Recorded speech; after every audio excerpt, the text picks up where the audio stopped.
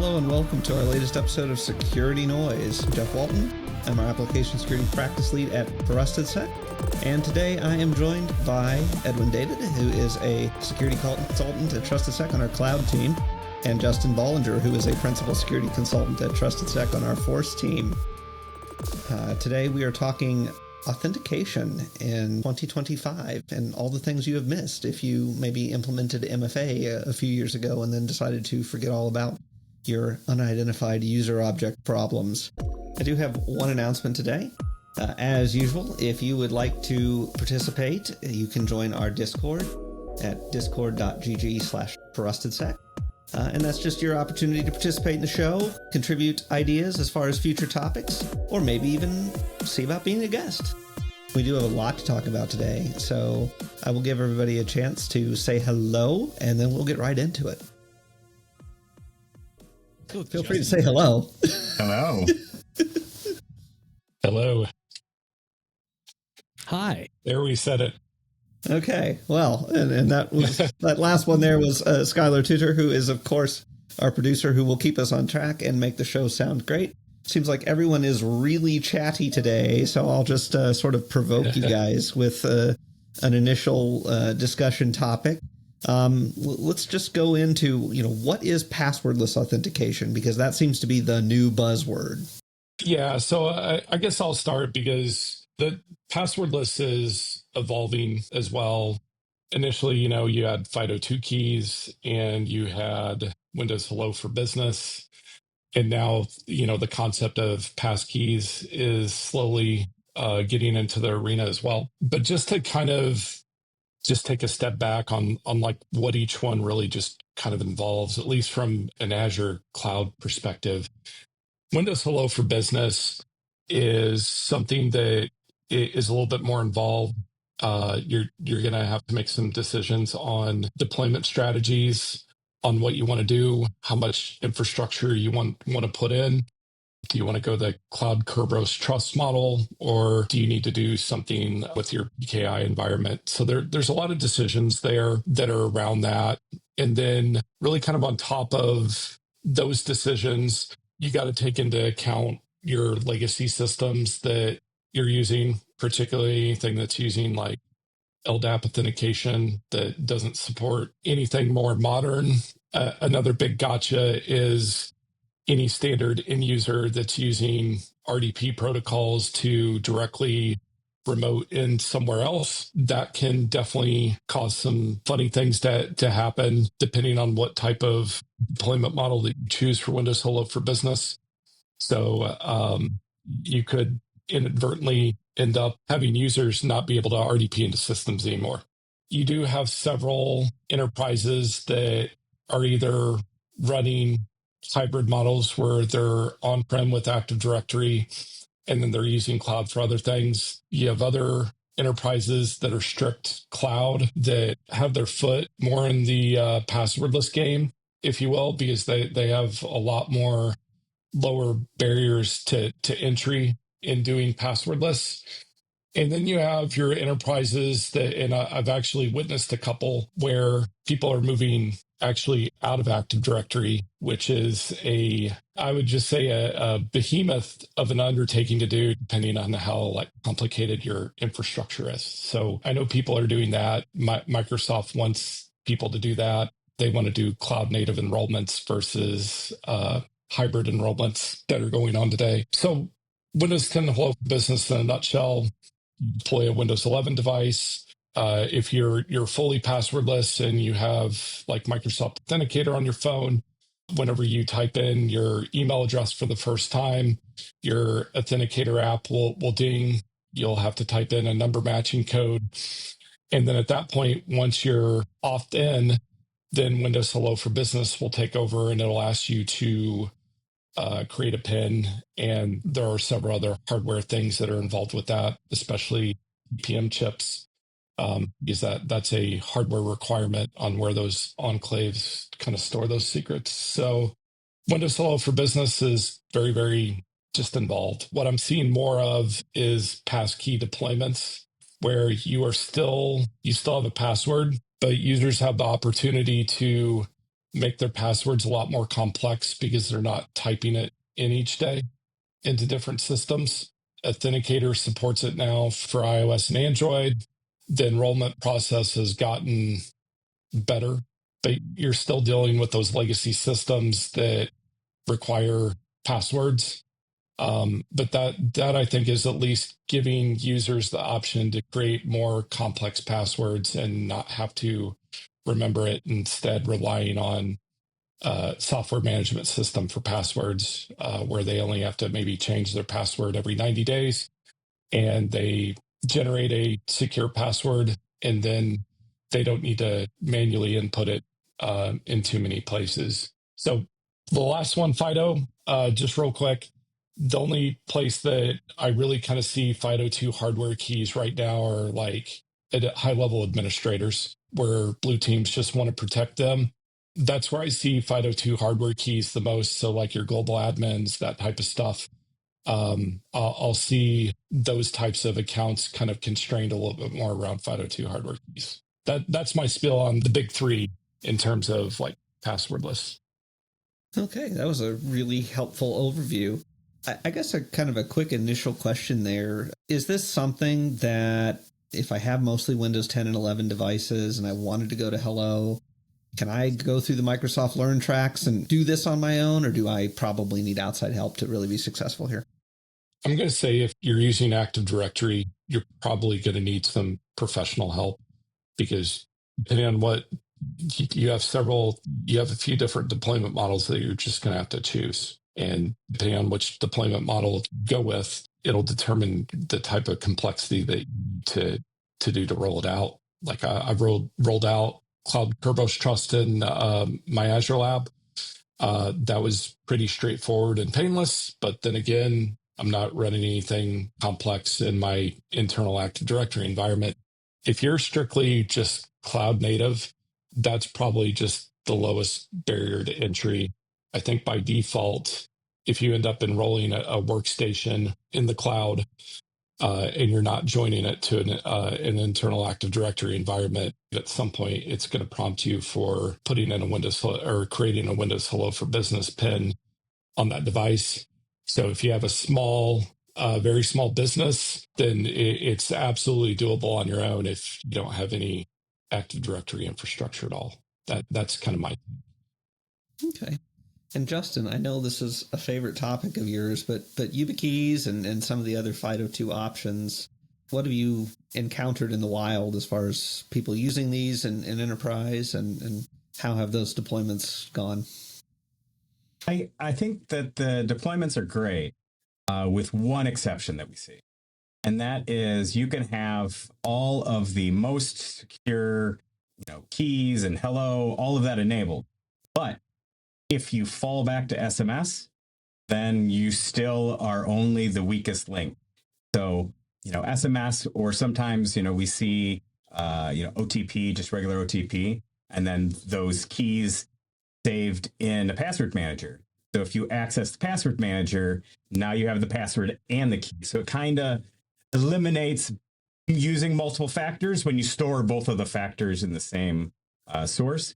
So, that's usually what we see if it's, improperly configured, but it's still better than it was 5-10 years ago. We have more options now. YubiKeys, as Edwin mentioned, are perfect for those high security environments like enterprise or global admin. So I can see them definitely being of use, but you do have to configure them correctly. You have to make it so that's the only option, so that way somebody can't just run over to T-Mobile and knock somebody over the head and steal an iPad for an hour. But out of all of those options, passkeys do seem to be what is becoming the most popular across vendors. Even Apple just recently opened up passkeys, and I think that really accelerated things. But I would kind of caution on passkeys, because those are something that you do store in some sort of password vault. That's just how you use them. So as far as, using that password on multiple systems, the passkey really helps out by locking it down to that specific application. So even if you have multiple websites on your enterprise that are using passkeys, because passkeys are specific to that organization and not necessarily, say Microsoft, for example. You can get a passkey for Microsoft, and then that Microsoft account only works on those Microsoft applications. It doesn't work somewhere else, where the password, even though it could be synchronized through hybrid join or whatever that might be, you kind of make it so that it's a little more secure than passwords. But essentially, it's more or less a password plus, because it's kind of like a password tied to an application, but it has the attribute of it being something you physically have. So that's kind of why you can use it as an MFA. But I do see some implementations where they're not using it as an MFA. They're just using it as, you sign in with a passkey, you can bypass MFA. So they've assumed that it's more secure than a password. If you just use a password, then they also require a second factor. But if you use the passkey, it's more reliable than just a password. It's phishing resistant, that sort of thing. Well, that does raise a number of questions. I mean, certainly in the enterprise space, there's a big desire to bring in the various platform as a service and software as a service offerings out there, whether it's Slack or Salesforce or something else of that nature, into that enterprise SSO environment. And certainly, with passkeys especially, you get varying user experiences there, and you get varying user experiences depending on the device you're on, which creates other questions like, if we're doing BYOD, for your users that may be on an open system, on a legacy system, just using a device that is different than what everybody else is using. Bob's got the MacBook over here, everybody else has a Windows PC. That makes that login experience very different across all those items, doesn't it? How do you, as an organization, see that as either a strength, a problem? How do you address it in terms of communicating what people need to do and what they need to have? One thing that you said, really stuck out to me, and that was, using shared systems. You might not be able to have the password, store that stores the passkey synchronized across all the devices. So in that instance, something physical that you have that you plug in, if everybody has their own key and they all share the computer, that might be a more reasonable approach. But again, it's going to come down to what your use case is. And we're lucky enough that we have options now. It's all based on OAuth now. So really, you just have to develop your application, your AAA, to use OAuth. And then whether it's FIDO, whether it's a passkey, whether it's any of those individual authentication mechanisms, it all comes back to the application as OAuth. Okay. Since you said OAuth, well, I'm going to run with that. And I've got Edwin here, which is always exciting because, he is, the expert when it comes to this stuff. But as far as OAuth goes, I got to assume for most enterprises, your provider is probably going to be Entra ID. So what do we need in terms of licensing to use those features in the Entra world? And what do we get if we move to P2 in terms of things like conditional access and other features that are going to be valuable to positive authentication? So there's 3 tiers of Entra. Small shops are probably running Entra ID free. So you're using Microsoft as the ID provider and use some features with free. The enterprises are using it in terms of OAuth. Most medium to bigger size enterprises are either on P1 or P2. And P1 gets you in the door in terms of, authenticating everywhere, deploying Microsoft Authenticator MFA. You can have your logs along with that, where you can use something like Sentinel and start ingesting logs. But where it really kind of falls short is if a user gets compromised and they're working out of location A and someone has compromised them at location B, teams aren't really getting that awareness that type of thing is occurring. And so when you look at user and risk-based conditional access, that's really kind of some of the bread and butter where P2 comes into play. Because if you're setting up conditional access properly with those risky users, if somebody does get compromised, there's obviously a number of things that you can do. I've seen everything from you get the attacker just gets outright blocked. That's happened to me, where I am logging into from a location and a device that this user just does not normally go. So even though I had a valid username and password, whenever I would proceed to that next step, especially if push notifications are in use, prior to when Microsoft introduced number matching, that would just be kind of the next step in the chain where, we would just push bomb people early in the morning. And, I would get my cup of coffee. I'd have a big smile on my face that I got a valid username and password, attempt to go ahead and log in. Immediately, I get that nasty little message that, hey, I've been blocked. And so clearly they're using two features. That is one thing that will definitely stop somebody cold. The other things that will slow things down is you may have to use MFA again to authenticate, twice. So if you're flagged as like a medium risk user, where maybe you are logging in from a location that's relatively close to them, but they're flagged as risky, you may encounter another MFA prompt that may stop you.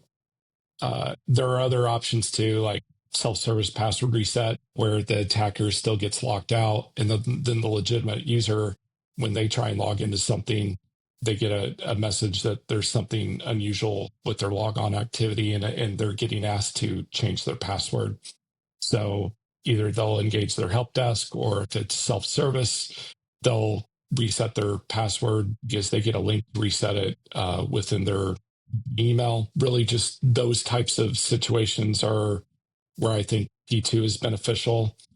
And then for administrators, when you get into using stuff like PIM, privileged identity management, if administrators are using that, like global admins and stuff, where you have to activate those roles prior, I've had several instances where, like, I'm running something like Azure Hound, trying to do attack path mapping, and my mapping is failing to give me a complete picture because some global admins just have not pinned in and did that just in time to where they get their roles temporarily and then it gets reduced. So that can create some issues. There are other ways around it to determine if somebody actually has that RBAC role.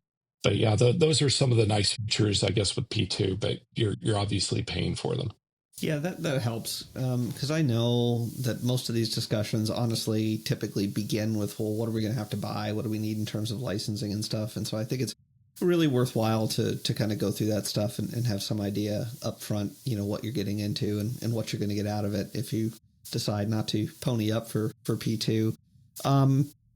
We mentioned a couple of things like conditional access and things of that nature that depend on maybe on how you authenticated. And so maybe that's a way to segue a little bit into looking at some more federated identity stuff, especially as you invite users from outside the organization to use your applications that you may be publishing, things like that. When you do that, are you generally able to bring conditional access requirements and stuff along and still attach those to those users?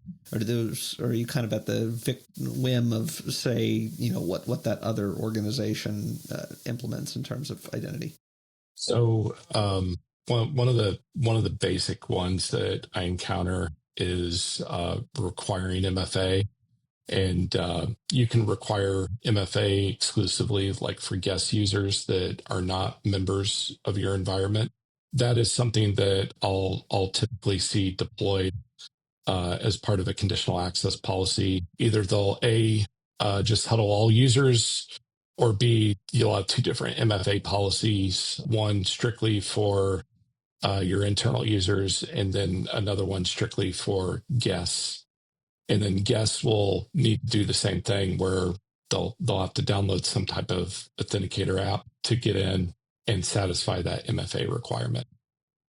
Okay, so at least you can hopefully maintain a consistent degree of authentication integrity across the people accessing your apps. We should probably pivot to some general kind of trends with MFA, because there have been some announcements. I know last year, CISA got kind of really adamant that SMS needs to go away. Justin alluded to, the old somebody walks into the T-Mobile and runs off with the iPad, situation, and maybe does some SIM swapping and things of that nature.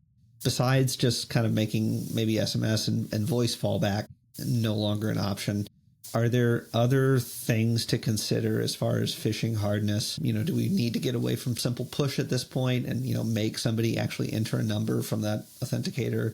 Do you guys think, TOTP is stronger than just push? What's kind of everyone's general thoughts here based on maybe some experience with engagements and stuff they've done, in the real world, and maybe just things you've read? So push definitely has its problems. We have alert fatigue. We can just spam the user until they accept it. That almost always works. Number-based, never going to get it. Number-based is definitely stronger, but when it comes to MFA, it's like the passkey and the OTP that I mentioned before. If you lose access to that password manager and you store your OTP, then you essentially just put, your password and your OTP in the same place. So it's not really valuable for you anymore. So as far as OTP goes, it really depends on what you're protecting, what your use case is, because you might want to have, your OTP saved, because maybe it still allows you to automate things. Maybe you have a service account or something that needs MFA that you need to be able to automate that with. Storing your OTP in sort of a password manager, maybe that is a workaround, but it's generally not going to be what you're going to do for your general deployments. But hardware is always going to be your best bet. But with that comes downfalls of what happens when you lose the hardware. So you need to make sure you build in redundancy, whether it's redundant hardware or plan on your fallback mechanism. Because again, if your fallback mechanism is SMS, then it doesn't matter you have hardware keys, because the attacker can just use the least protected method. So from an individual perspective, then, especially looking at password and passkeys, what do you recommend people do? Because for an end user, not necessarily in a corporate organization, my bank, my webmail, that kind of stuff, I may be using Google or somebody as my identity provider. If I set up a passkey and then lose that passkey, nobody's going to help me, right? What are some things that I should be thinking about? Should I be enrolling multiple passkeys? Where do I keep the other one? Should it be at mom's house in the basement or a safe deposit box, or what do I need to do? So multiple passkeys is an interesting question. I don't know that I've ever seen multiple passkeys for a website. I don't know that you can have multiple passkeys, because it's kind of like something that's tied to that specific application, your specific user. So I believe when you create a passkey, a new passkey, it overwrites the old passkey, but could be completely wrong on that too. So I've seen at least some services that let you have multiples. And okay. I was kind of thinking the reason why is, well, what do you do if you lose one of them? How do you... Well, so there's always, the backup codes. You got to have a plan. You got to store those backup codes. You can't just rely on the other backup mechanisms. But you're always going to have some sort of, whether it's static codes that you store in a safe or something along those lines. But you want to use the most robust that you can individually. And if that's passkeys on an iPhone, then that's going to be phishing resistant. So that's going to help you there. If somebody sends you a website, a cloned website, and you click on it, that passkey is not associated with that website, so it's not going to work. Right.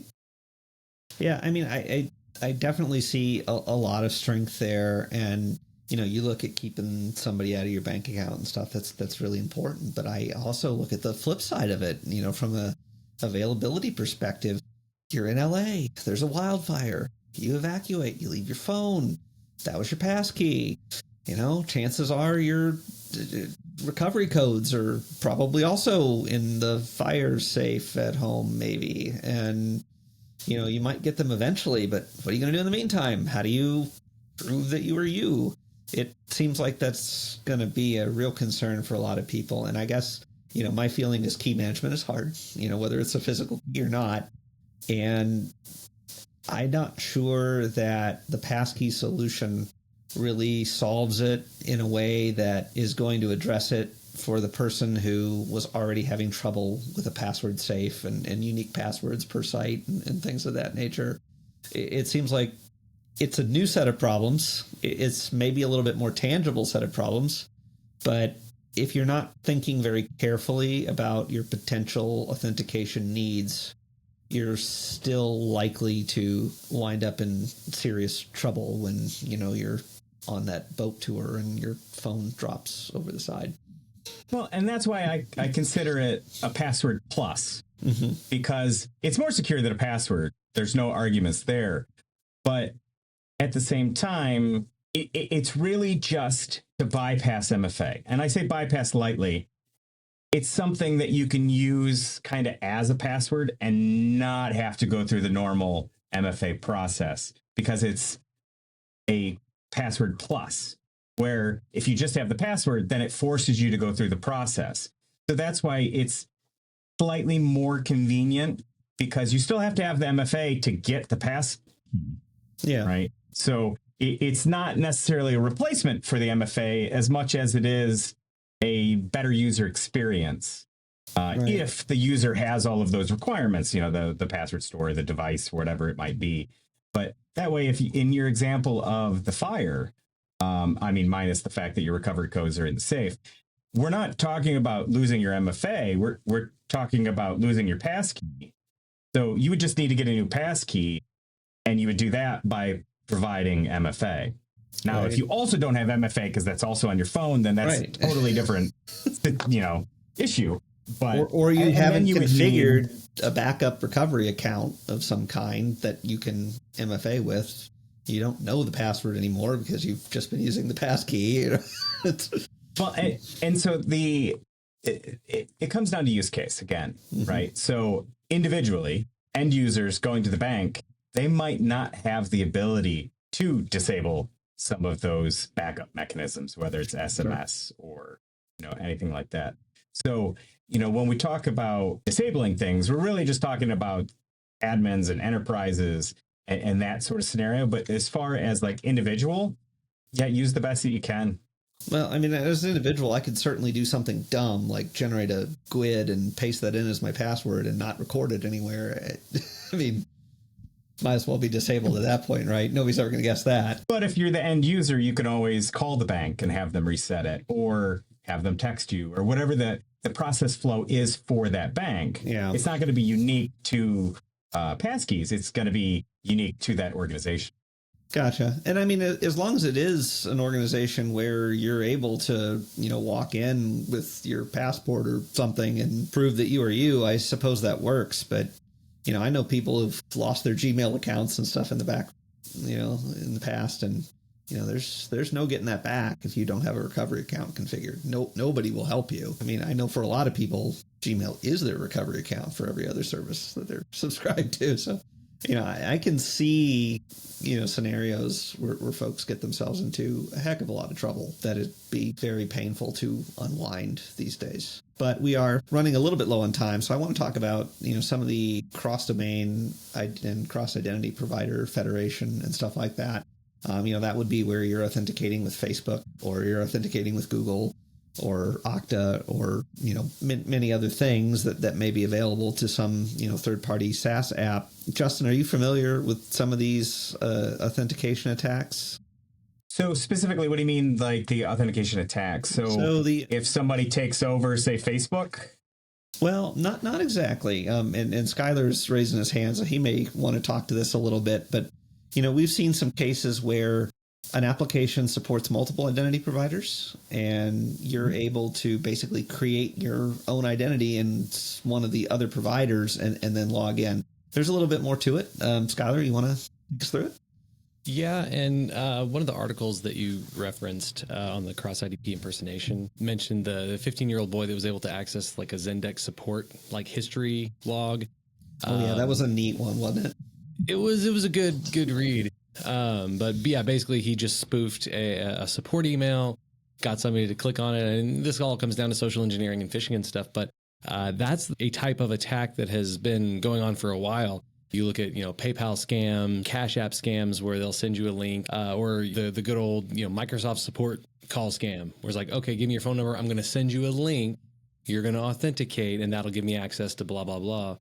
So just to clarify how that attack worked, though, I believe in this case, they discovered they could basically an insecure direct object reference, right? So they could access Zendesk support tickets, and they created a new account somewhere, and they put the Zendesk no reply or the support, the help desk email address for that customer's Zendesk thing. And so then they let the verification email go to Zendesk and get logged in the ticket. And then they go look at the ticket to get the verification link, and they set themselves up on that domain as a user that way. And then they go find the vulnerable app, point it at whatever IDP it was. I don't know if it was Google or Apple or something like that sent that validation email. And that's when they're then able to log in to the vulnerable app as that user. Yes, so the Zendesk was more of it was the vector. It was a way for them to get the email, essentially.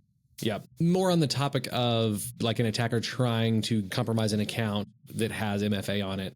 That's the attack that I'm kind of thinking of when I think of these, is when you get the customer support call that's a scam, and they're saying, hey, I'm going to send you this reset link or this access link. Can you just click on it and, put in your credentials?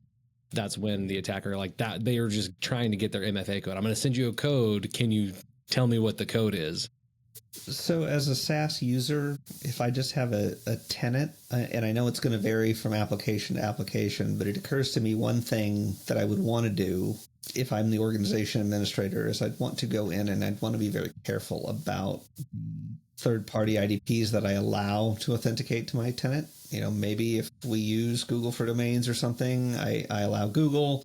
I maybe want to disable Facebook if I'm able to disable Facebook as login mechanism, just so that there aren't separate IDPs where we could be confused about the identity of a user at my domain. Is that kind of the big takeaway? That was one of the things that, I thought might be kind of important. So one nice thing about Apple that they do is you can do hide my email.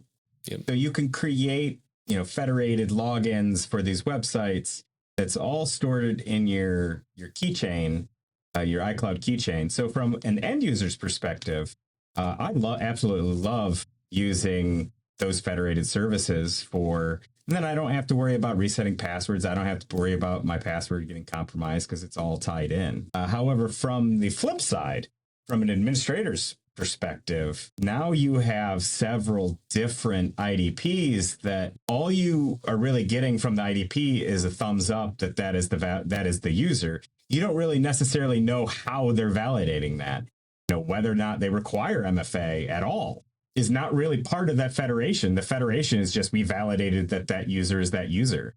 So depending on what your use case is for your applications, you may need more vetting than just trusting that Google or Apple or Facebook or whoever it is requires MFA for those applications. And maybe that's something that when you set up your federation, you determine that, okay, this site, whether it's Twitter or whatever, doesn't require MFA. So I'm not going to use that as a possible IDP source. Yeah. So I think, if you're the administrator of that tenant or something, you definitely probably want to positively select which identity providers you are going to federate with. And I would also think on the app developer side, if you're building a SaaS app or something like that, probably want to provide at least your tenant level administrators and stuff the ability to specifically choose which third-party identity providers you're going to federate with for authentication in that tenant. You don't want to just leave it open because, that's going to invite some of these types of attacks. I mean, those are kind of the big pieces there that I see, but I don't know if there's, maybe some other considerations as well. When we get into, maybe there does need to be some longer term look at a standards mechanism to describe, well, how did this user authenticate? What is the integrity level? Was it MFA or was it passwordless? What were the factors? It would be great if there was a way to exchange some of that information. I know you could do it with claims, but I don't think there's really any standardization around that.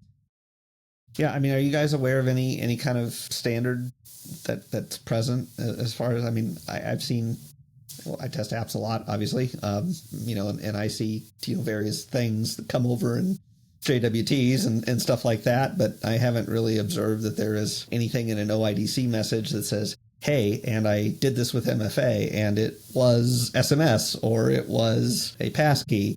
I haven't really seen that piece of it much, and where I have, it doesn't seem like it's conformed to any standard that I'm aware of. Yeah, it seems pretty ad hoc right now. Maybe we'll see something like that in the future. Well, unfortunately, Edwin had to leave, so some of you may have noticed that he dropped out of the conversation. We do want to say thank you to him for joining us today. Thank everyone for listening. Security Noise is a production of TrustedSec LLC. If you or your organization have any questions or need help with information security, go to www.trustedsec.com. We'll see you next time. See ya.